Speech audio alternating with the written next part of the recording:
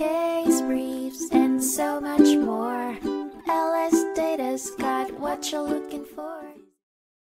In 1898, the Nebraska Supreme Court was embroiled in a legal battle revolving around the enforceability of a gratuitous promise, specifically if detrimental reliance on the promise was a reasonable and probable consequential act of the beneficiary. The case, Ricketts v. Scothorn, raised an important question. Can a promise devoid of typical contractual elements be considered binding? The roots of the dispute can be traced back to 1891, when Katie Scothorn decided to quit her job owing to a financial gift she received from her grandfather.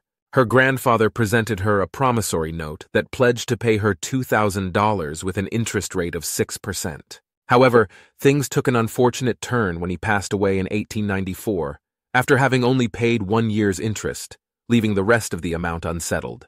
To retrieve the unpaid amount, Scothorn initiated a lawsuit against Andrew Ricketts, the man appointed as the executor of her grandfather's estate.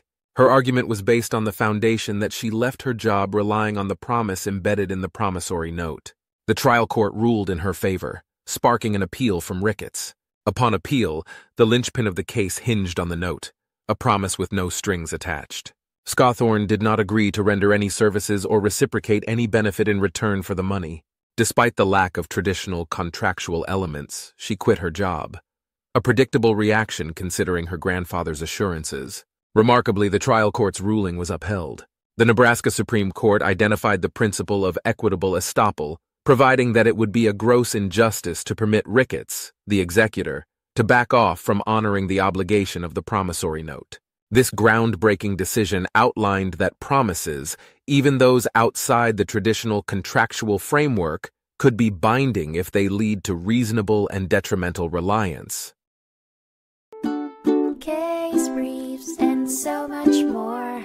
LSData's got what you're looking for. Visit LSD.law, elevate your mind.